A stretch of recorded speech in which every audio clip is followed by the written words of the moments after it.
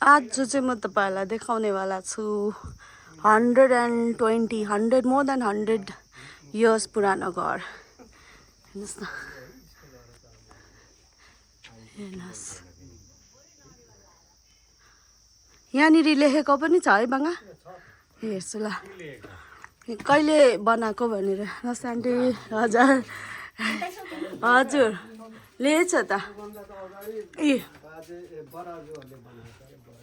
DL Rai 1909 Dhanlal Rai गाधा 1909 साल यतिमा बनिएको घर। कस्तो दामी छ। यहाँभित्र पनि हेर्नुहोस् न, प्योर माटोको। हेर्नुहोस् न, आम्मामा वाउ के दामी यो भित्ताहरू। हेर्नुहोस् न, सिँढी हेर्नुहोस् न, उहिलेको सिँढी हो। यो कस्तो दामी। यो चाहिँ पहिला पार्टिसन थिएन, यो डल्लै यो बिमहरू यस्तोहरू म छक्कै लाग्छ उहिले बनाएको। डल्लै एउटै बिम हुन्छ यो है। म अस्तिदेखि खिच्नु आउने भन्दै थिएँ कि त नभ्याएर यो पनि उहिलेकै है। हेर्नु न भिन्टेजहरू नि यो त। यस्तो त पहिला हामी यहीँ बस्थ्यौँ। हामी दसैँको टिका लाउनु आउँथ्यो पर्स बोकेर। यहाँ चाहिँ अलिक उयोहरू नि त, अलिक दक्षिणा बेसी पाउँथ्यो कि, अन्त यहाँ चाहिँ हामी पर्स बोकेर लस्करै बस्थ्यो। बाजेले ल्याइदिनु हुन्थ्यो। हेर्नुहोस् न दैलोहरू कस्तो राम्रो है। पक्का अहिलेसम्म केही भएको छैन। लु ल यस्तो त अब बनिँदैन पनि।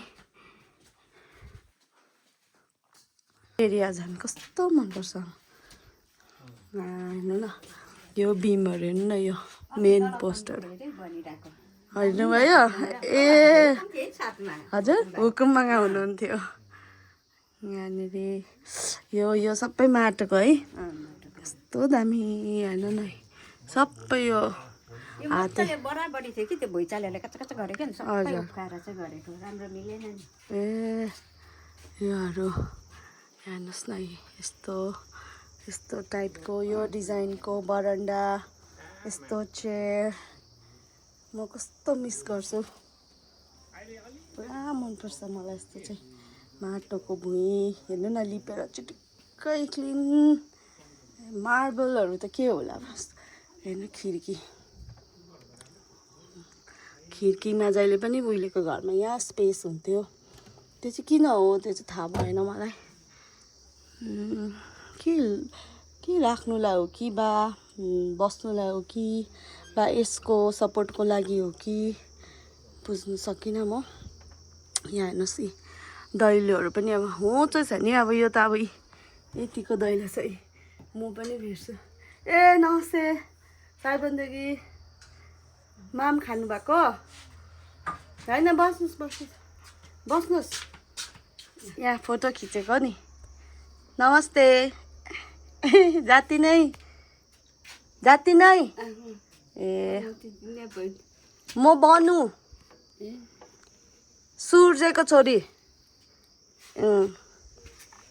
हेर्नु न योहरू। ए वाउ यस्तो दामी।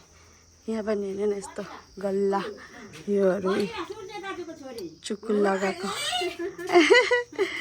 म हो म बिर्सिनु भयो। ए सन्चै हुनुहुन्छ? हुन्छ हजुर आन्टी अहिले आउँछु ल। यो खिच्नु अस्तिदेखि आउँदै थियो कि आन्टी। अहिले भोलि पर्सि म फेरि आउँछु ल खिच्नु राम्रोसँगले। आज चाहिँ उपर आएको थियो कि। हजुर 1909 भनेपछि कति इयर्स भयो? आम्म तल्लो हेर्नुहोस् न, यी 2009 मै 100 वर्ष बस्यो भनेपछि त अब आम्मा यहाँ हेर्नु न यो रेलिङहरू। माथिल्लो तला चाहिँ कहिले चढेको छुइनँ हौ, कस्तो छ हौ। भए पनि त पुरानै कुराहरू हो नि त है।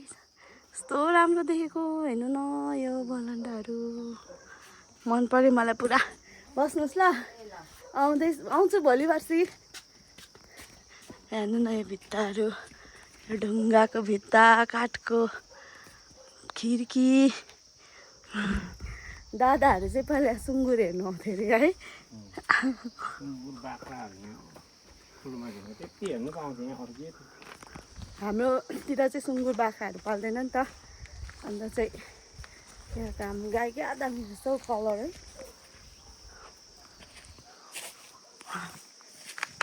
यही हो भनेपछि 2009 मा 100 इयर्स पुग्यो है अनि अब 100 प्लस 2009 मा अब 100 इयर्स पुग्यो भने अहिले 115 ए अहिले होइन 116 इयर्स पुगेको घर